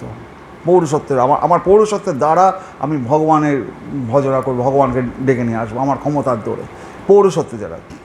তো ব্যাসদেব বললো দেখো, এই পৌরুষত্ব তুমি অহংকার করো না, তো পৌরুষত্বটা ভগবানের কৃপায় আসল, পৌরুষত্ব বড় নয়। জৈমিনী সেটা মানবে না। হ্যাঁ, জৈমিনী সেটা মানবে না। তো জৈমিনী কেন মানবে না? ওরা জৈমিনী তো বুঝতে পারছে না যে তুমি যে তপস্যাটা করবে, তোমার যে করবে, সেই শক্তিটা কে দিচ্ছে? শক্তিটা ভিতরে এসে পরমাত্মাই তো দিচ্ছে। তুমি ভাবছো আমি শক্তিতে আমি ভগবানের নাম 1000 বার জপ করব, কে আমাকে রকে দেখি, হ্যাঁ ভগবানকে বেশি করে রাখবো, কিন্তু আসলে তুমি যদি কৃপা না করে তুমি একবারও হরিকৃষ্ণ নাম জপ করতে পারবে না। তো জৈমিনীকে বললো ঠিক আছে, ব্যাসদেব বললো ঠিক আছে তুমি আজকে যাও, এটা নিয়ে পরে আলোচনা করা যাবে। জৈমিনী বাড়িতে এসছে, আর তখনকার জৈমিনীতে বাড়িতে বলতে কি বনের মধ্যে ছোটো কুঁড়ে ঘর, ওরা ঋষি তো, ছোটো কুঁড়ে ঘর, একটা প্রদীপ ছোট্ট জ্বালিয়ে তারা রাত্রিবেলায় বসে আছে জৈমিনী, হ্যাঁ জপ তপস্যা করবে। রাত্রি তখন সন্ধ্যা লেগে গেছে, 7টা-8টা বেজে গেছে, 6টা বাজে। একটা অপূর্ব রূপবতী একটা সুন্দরী কন্যা আসলো, এসে জৈমিনীকে বলল গুরুদেব আমি বনের মধ্যে পথ হারিয়ে ফেলেছি, এই দূর থেকে আপনার এই প্রদীপটা দেখে আপনার গিয়ে এসেছি, আমাকে আজকের রাতটা থাকার একটু আশ্রয় দিন। তো একজন ঋষি কী করবে, আশ্রয় তো তাকে দিতেই হবে না, তো সে তো ঋষি, সে একটা ঘর দিল, বলে এই ঘরে তুমি দরজা বন্ধ করে থাকবে, আর আমার গলা করে, এখানে অনেক যক্ষ অনেক আছে অসুর আছে, তারা যদি আমার গলা করেও তোমাকে সে ডাকে তুমি দরজা খুলবে না। তুমি হয়তো ভাবছো যে আমি ডাকছি তোমায়, তুমি রাত্রিবেলায় ডাকলাম তুমি দরজা খুলে দিলে, তো আমি যদি আমার গলা করে তোমাকে কেউ যদি ডাকে তুমি দরজা খুলবে না। এবার জৈমিনী মুনি ওকে তো দরজা বন্ধ করে ঘরে থাকতে বলে গেছে সেই অপূর্ব সুন্দরী রাজকন্যাকে। জৈমিনী মুনির রাত্রিবেলায় ওই মেয়েটার প্রতি আসক্তি জেগে উঠেছে। এবার জৈমিনী মুনি থাকতে পারছে না, থাকতে না পেয়ে বলছে মা দরজা খোলো, দরজা খোলো, দরজা খোলো। তখন ভিতর থেকে বলছে না, আমার গুরুদেব জৈমিনী বলে গেছে জৈমিনীর গলা করে কেউ যদি ডাকে তবু আমার গলা দরজা খোলা বারণ, সেই কারণে আমি সূর্যোদয় না হওয়া পর্যন্ত দরজা খুলব না। তখন জৈমিনীর মাথায় হুঁশ আসলো, আরে সত্যি তো, আমি যে পৌরুষত্বের যে অহংকার করছে, তাহলে আমার পৌরুষত্ব কোথায় গেল? আমি একজন সুন্দরী রাজকন্যার দরজায় গিয়ে দরজা খুলতে বলছি, আমার পৌরুষত্ব তো চলে গেল। তখন জৈমিনী ওই রাত্রিবেলায় ঘরে খুলে দরজা খুলে রাত্রিবেলায় ছুটেছে ব্যাসদেবের কাছে, গুরুদেব গুরুদেব আমার অন্যায় হয়ে গেছে। হ্যাঁ, তাহলে পরে মানুষের পৌরুষত্ব বলে কিছু নেই, যে আমি অহংকারে আমি করোড়পতি হয়েছি, আমি ধন দৌলত ঐশ্বর্যের মালিক, আমার এত আছে, আমার চেহারা এত, আমার মার্সেল এত, আমি বীর, আমার এত কিছু আছে ধন দৌলত, এগুলো কোনো পৌরুষত্ব কিচ্ছু নেই। তো ঈশ্বরের কৃপায় ভগবান কাউকে কাউকে কিছুটা সৌভাগ্য দিচ্ছে, কিছুটা আবার কেড়ে নিচ্ছে, কখন দেবে কখন, সব ঈশ্বরের দ্বারা নিয়ন্ত্রিত হচ্ছে। আমাদের যে পৌরুষত্বের যে অহংকার করছি, এই পৌরুষত্বের কোনো অহংকার নেই। এই যে আমি আপনাদের সামনে বলছি, এতে আমার যদি পৌরুষত্ব বলে কিচ্ছু নেই, যদি থাকে ঈশ্বর তিনি আমার মুখ দিয়ে বলাচ্ছেন। তাও সত্ত্বেও আমাদের মধ্যেও ভুল ত্রুটি এসে যায়, ভুল ত্রুটি যে আসে না তা নয়, আমরাও কেউ প্রশংসা করলে পরে কান পেতে শুনি, এটা তো হয়, তো এটা তো সত্যি অস্বীকার হয়, কিন্তু চেষ্টা করতে হবে, চেষ্টা করতে হবে, চেষ্টা করতে হবে যাতে আমরা এই অহংকারের দ্বারা যাতে না পড়ে যাই। কারণ সাধু সাবধান, সাধুকে আরও বেশি সাবধান হতে হবে, কিন্তু আজকের যুগে সাধুরাই অসাধু বেশি হয়ে গেছে। এই কলিযুগে সাধুর বেশ ধরে অসাধুর মানে বাসা বেশি হয়ে গেছে। তাহলে আমরা দেখলাম যে পৌরুষত্ব বলে যে আমরা অহংকার করছি, সেই পৌরুষত্বের কোনো দাম নেই। মায়ার যখন শেষ হয় তখন জীবই ব্রহ্ম হয়ে যায়। তো ব্রহ্মবিদ ও ব্রহ্মৈব ভবতি, ব্রহ্মা ও ব্রহ্ম শব্দ দুটিতে প্রভেদ রয়েছে। প্রজাপতি বা সর্বপ্রাণীর প্রাণদেবতা বেদের ভাষায় ব্রহ্মা নামে বিদিত হয়েছেন। ঋষ ধাতুর অর্থ দর্শন, ইন্দ্রিয়ের অগোচর প্রাণ দর্শন করিয়াছেন যিনি, তিনি ঋষি। ইন্দ্রিয়ের অগোচর প্রাণ দর্শন করিয়াছেন যিনি, তিনি ঋষি। ঋষিরা কী করে? ইন্দ্রিয় দিয়ে, আমাদের চক্ষু কর্ণ নাসিকা জিহ্বা দিয়ে আমরা ভগবানের রূপ দর্শন করতে পারবো না। তো ইন্দ্রিয়ের অতীত বলছে ইন্দ্রিয়ের অগোচর প্রাণ দর্শন করিয়াছেন যিনি, ইন্দ্রিয়কে ছাড়া যিনি ভগবানকে দর্শন করেছেন। আমরা বলি না যে আপনারা যখন ভগবানকে দর্শন পাবেন, সুষুপ্ত অবস্থায় ভগবানের দর্শন পাওয়া যায়। তো আমাদের চক্ষু কর্ণ নাসিকা জিহ্বা দিয়ে ভগবানকে আমরা দর্শন করতে পারবো না। এই ইন্দ্রিয়ের অতীত তিনি, এইগুলো হচ্ছে জড় বস্তু, এর দ্বারা ভগবান দর্শন হয়। কিন্তু আপনি হয়তো ভগবানের কথা ভাবছেন, হঠাৎ করে ভগবান আপনার মুখের সামনে চলে আসলো, প্রকাশ পেল, আপনার চোখ বন্ধ, কিন্তু আপনি ভগবানকে দেখতে পাচ্ছেন। এই যারা চোখ বন্ধ অবস্থায় ভগবানকে দর্শন করতে পারে, এটাই হচ্ছে ইন্দ্রিয়ের অগোচরে প্রাণ দর্শন করেননি তিনি হচ্ছে ঋষি। অতীন্দ্রিয় প্রাণের বিধি প্রাণের প্রমাণের জন্য ঋষিদের বাক্যের উপর নির্ভর করতে হবে, কারণ তাহারা প্রাণের গতাগম্য সত্য দর্শন করিয়াছেন। এই যে আমরা এই যে পুরাণ বেদ ঋষিদের যে সমস্ত শাস্ত্রগ্রন্থ পড়ছি, ঋষিরা যা লিখে গেছে তারা পড়ছি, কারণ তারা যা লিখে গেছে সেটা হচ্ছে তারা সেই অতীন্দ্রিয় দর্শন করেছে, তারা সেই দর্শন করে তবে সে লিখেছে। আপনি ভাবতে পারেন এই সমস্ত শ্লোকগুলো তারা কিভাবে লিখেছে? আমরা তো একটা শ্লোকও লিখতে পারবো না। আজকে তো আমাদের সমাজে বড় বড় কত কবি আছে, কত কম সাহিত্যিক আছে, একটা গীতার মতো একটা শ্লোক বা ভাগবতের মতো একটা শ্লোক বা এরকম কোনো গ্রন্থ তারা কেউ রচনা করতে পেরেছে? কেউ লিখতে পেরেছে একটা শ্লোক? কারণ তারা লিখতে পারবে না। এইগুলো এই শ্লোকগুলো তারা ভগবানের কাছ থেকে পেয়েছে, এগুলো এই লোকের জিনিস নয়, এগুলো সব গোলক বৃন্দাবনে সমস্ত তারা দর্শন করেছে। যেমন একটা গানই বলছি, যে কার্তিক মাসে এই যে গানটা, এই গানটা হচ্ছে এক মিনিট, দামোদর অষ্টকম। এই গানটা যিনি লিখেছেন তিনি হচ্ছেন চোখে অন্ধ, সত্যবতী মণি। তিনি কিন্তু চোখে দেখতে পেতেন না। হ্যাঁ, তিনি কি করে এমন একটি গান রচনা করতে পারছেন? বিল্বমঙ্গল ঠাকুর এমন সমস্ত শ্লোক রচনা করেছেন, তিনি চোখে দেখেননি, তিনি বলতেন, আর তার সাথে তার যে শিষ্যরা থাকতো সেগুলো তারা লিখে তারপরে বই বেরোলো কৃষ্ণকর্ণামৃত।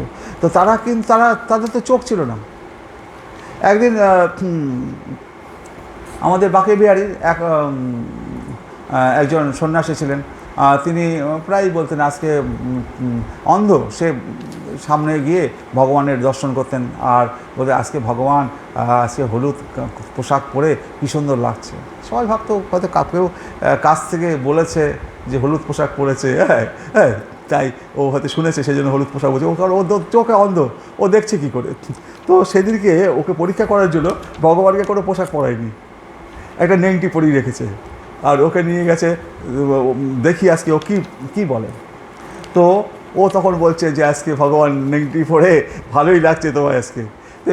এদের চোখ নেই, এরা অন্তর্দৃষ্টি দিয়ে কীভাবে লিখছে। এই যেমন নমামি সরম সচ্চিদানন্দ রূপম লসৎ কুণ্ডলম গোকুলে ভাজ্যমানম যশোদা ভিয়োল্লুক লাব্ধাবমানম পরামিষ্টম অত্তম তত গোপ্পা বলছে, যিনি সচ্চিদানন্দ স্বরূপ, যার কর্ণ যুগলের কুণ্ডল আন্দোলিত হচ্ছে, তিনি গোকুলে পরম শোভা বিকাশ করছেন এবং তিনি শিকায় রাখা নবনীত মাখন অপহরণ করায় মা যশোদার ভয়ে উদুকুলের উপর থেকে লম্ফ প্রদান করে অতিশয় বেগে ধাবমান হয়েছিলেন ও মা যশোদা তার পশ্চাৎ দিকে ধাবিত হয়ে পৃষ্ঠদেশ ধরে ফেলেছিলেন। সেই পরমেশ্বরী শ্রীরূপ শ্রী দামোদরকে আমরা প্রণাম করি। নমামি সরম চিদানন্দ রূপম লসৎ কুণ্ডলম। গানটা তো জানেন আপনারা, নমামি সরম চিদানন্দ রূপম লসৎ কুণ্ডলম গোকুলে ভাজ্যমানম যশোদা ভিয়োল্লুক লাব্ধাবমানম পরামিষ্টম অত্তম ততদূত গোপ্পা। তারপরে রুদন্তম মুহুর্নেত্রম যুগ্মমৃজন্তম করাম্ভোজ যুগ্বেন সাতঙ্ক নেত্রম মুশ্বাস কম্পতি রেখাঙ্ক কণ্ঠ শীতগ্রৈব দামোদর ভক্তিবর্ধন। তো বলছি, যিনি জননীর হস্তে যষ্টি বা লাঠি দেখে রোদন করতে করতে দুখানি পদ্মহস্ত দ্বারা বারবার চোখের নেত্র মার্জন করছেন। মায়ের হাতে লাঠি দেখে ভগবান তার চোখের জল মুছছে, আর কাজলে চোখটা মানে ইয়ে হয়েছে। যিনি ভীত নয়ন হয়েছেন এবং সেই জন্য মুহুর্মুহ শ্বাস প্রশ্বাস এবং কাঁদার সময় হয় বাচ্চারাও কাঁদে, ওইভাবে কাঁদছে এবং কম্পন, এবং যার কণ্ঠস্থ মুক্তাহার দোদুল্যমান হচ্ছে এবং যার উদরে রজ্জুর বন্ধন রয়েছে, সেই ভক্তিবদ্ধ শ্রী দামোদরকে আমরা বন্দনা।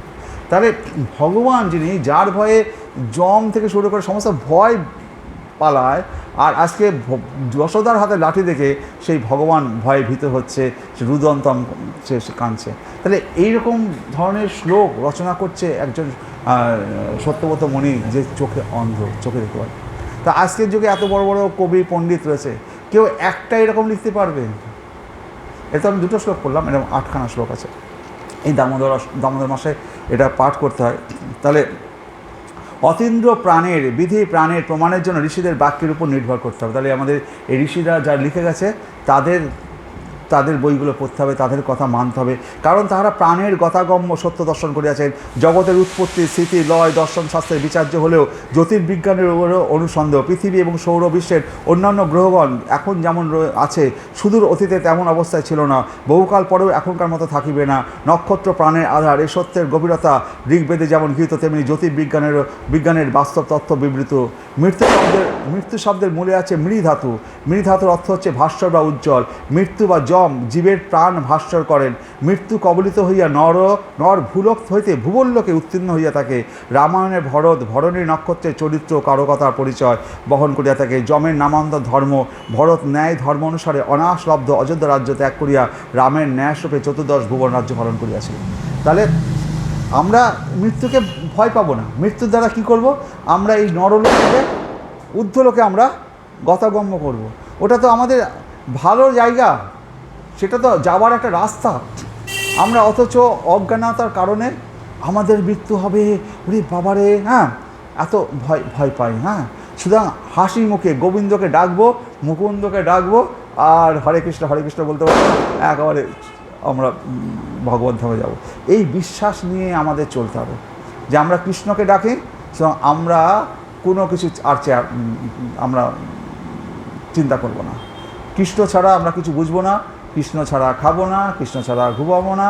একেবারে গোপীদের মতো কৃষ্ণকে যত আপনারা ভিতরে আকর্ষণ করতে পারবেন, ভিতরকে টানতে পারবেন তত আপনাদের হৃদয়ের শক্তি অর্জন হবে এবং আপনাদের মধ্যে বল অর্জন হবে, আপনাদের ভয় ডর চলে যাবে এবং ভগবান এরকম ভয় ডরহীন আত্মা চায়। আত্মা শক্তিশালী হবে, পৌরুষত্বময় আত্মা। বিবেকানন্দ কী ছিল? পৌরুষত্বময় শরীর, তার পৌরুষত্বময় আত্মা। এই আত্মার পৌরুষত্ব অর্জন হলে পরে ভগবানকে তবেই পাওয়া যায় না? তো আত্মাকে জাগ্রত করতে গেলে, আত্মাকে আরও শক্তিশালী করতে গেলে, তাহলে পরে ভগবানকে সবসময় ডাকতে হবে, ভগবানের ছবির দিকে তাকিয়ে থাকতে হবে, ভগবানের মূর্তির দিকে তাকিয়ে থাকবো, ভগবানকে ভালোবাসবো, ভগবানের জন্য ভোগ নিবেদন করে খাবো। তাই যম যতকাল প্রাণ গ্রহণ না করে, শ্বাস এবং প্রশ্বাসের বিরতি ততকাল সাধারণত হয় না। তো সা অর্থ কুকুর। ঋগ্বেদে যমের 2 কুকুরের কথা আছে। কুকুর 2টির নাম সা ও পশ্বা। সা ও পশ্বা বৈতরণী অর্থাৎ ছায়াপথ মিল্কি ওয়ের 2 তীরে অবস্থিত। সা ও পশ্বা নামক 2 কুকুরের এমন অপরিহার্য ধিতির জন্য যমের নামান্তর ধর্ম। ধারণত জি ধাতু জাত শব্দ হচ্ছে ধর্ম। মৃত্যুকে ধারণ করিয়াই জীব মর্তে জন্মায়, সেই কারণে যমের নাম ধর্ম। ধর্ম শব্দ ভালো মন্দ সৎ অসৎ কোনো সংজ্ঞাই প্রকাশ করে না। ধর্মের অর্থ ন্যায় ও যম। ধর্মের অর্থ ন্যায় ও যম। যখন কুরুক্ষেত্রের যুদ্ধ হয়, সেই সময় গান্ধারীর কাছে দুর্যোধন গেছে, মা আমাকে বিজয়ী বর দাও, আমি যাতে যুদ্ধে জয়লাভ করতে পারি। গান্ধারী একটাই কথা বলছে, বলছে যে পক্ষ ন্যায় যুদ্ধে মরিবে, যে পক্ষ ন্যায় যুদ্ধে মরবে, ন্যায় যুদ্ধে সে অন্যায় করবে, ন্যায় যুদ্ধে মরবে, সেই পক্ষই জয়ী হইবে। তো এবার কুরুক্ষেত্রের যুদ্ধ শেষ হলো। যুধিষ্ঠিররা সব স্বর্গে, একবার যুধিষ্ঠির গেছে দেখতে, গিয়ে দেখে স্বর্গের রাজ সিংহাসনে দুর্যোধন বসে আছে আলো করে। যুধিষ্ঠির নারদকে বলছে, এ কী হলো? এই লোকটার জন্য এত বড় যুদ্ধ হলো, লক্ষ লক্ষ লোক মারা গেল, কোটি কোটি লোক, 18 অক্ষয়িণী সৈন্য মরল এই লোকটার জন্য, আর এই স্বর্গে এসে এখন রাজ সিংহাসনে বসে আছে। নারদ মুনি যখন বললেন, দেখো এই দুর্যোধন সবসময় ন্যায় যুদ্ধ করেছে। দুর্যোধন এই কুরুক্ষেত্রের যুদ্ধে একটার পর একটা তার সৈন্য মারা গেছে, তার একটার পর একটা ভাই, 100টা ভাই মারা গেছে। সে কিন্তু যুদ্ধ ছেড়ে পালিয়ে চলে যেতে পারত, কিন্তু সে পালায়নি, সে ন্যায় যুদ্ধ করছে। আবার কর্ণ মারা গেল, ভীষ্ম মারা গেল, গুরুদেব দ্রোণাচার্য মারা গেল, একের পর এক বড় বড় মহারথী মারা গেল। কুরুক্ষেত্র যুদ্ধ ছেড়ে দুর্যোধন তখন একটা সরোবরের মধ্যে, জলের মধ্যে গিয়ে ধ্যানস্থ অবস্থায় হলো। তখন কৃষ্ণ বলল, চলো সেই সরোবরের কাছে, দুর্যোধন কোথায় লুকিয়ে আছে, চলো সেখানে গিয়ে ভীম গিয়ে এই সরোবরের সামনে গিয়ে দুর্যোধনকে আচ্ছা করে গালাগালি দিল। আর এই গালাগালি শুনতে না পেরে দুর্যোধন বেরিয়ে আসলো সরোবর থেকে। বেরিয়ে এসে ভীমের সাথে যুদ্ধ করে সে ভীম অন্যায়ভাবে তাকে গদা দিয়ে মেরেছে, কিন্তু দুর্যোধন কি অন্যায়ভাবে কোনো যুদ্ধ করেছে? অন্যায়ভাবে যুদ্ধ করেনি। দুর্যোধন নিজে অন্যায়ভাবে যুদ্ধ, হয়তো তার যখন অভিমন্যু বধ হয়, যে 8জন মিলে তো অষ্টরথী মিলে মেরেছে, সেখানে কিন্তু দুর্যোধন ছিল না। হ্যাঁ, সেই সময় যাই হোক, ও কিন্তু অন্যায় যুদ্ধ করেনি, যে কারণে মৃত্যুর পরে সে কী হয়েছে, স্বর্গে সে রাজ সিংহাসনে বসে আছে দুর্যোধন। যুধিষ্ঠিরকে বলছে যে নারদ মুনি বলছে এ ন্যায় যুদ্ধ করেছে, যে ন্যায় যুদ্ধ করবে সেই জয়ী হবে। তো আমাদের কি মাথায় রাখতে হবে যে আমাদের যে যুধিষ্ঠির প্রশ্ন করলেন, নারদ সহসে বলেন ইনি ন্যায়ানুসারে যুদ্ধ করিয়া বীরলোক লাভ করিয়াছেন, মহাভয় উপস্থিত হইলেও ইনি কুরুক্ষেত্র যুদ্ধে কখনো অন্যায় বা কুটু যুদ্ধ করেন নাই বলিয়া স্বর্গ বিজয়ী হয়েছেন। তাহলে আমরাও যদি ভগবানকে ডাকি, ন্যায় ধর্মে থাকি এবং আসল বস্তু শ্রীকৃষ্ণ এটা যদি আমরা বুঝে যাই, আর হরে কৃষ্ণ নামটা যদি বুঝে যাই, হ্যাঁ, আর কোনো জপ তপস্যা কোনো কিছু দরকার নেই। আজকে আমাকে 8টা বাজে এখন। হরে কৃষ্ণ, কৃষ্ণ কৃষ্ণ হরে হরে, ওম নমো ভগবতে বাসুদেবায় নমঃ। হরে কৃষ্ণ।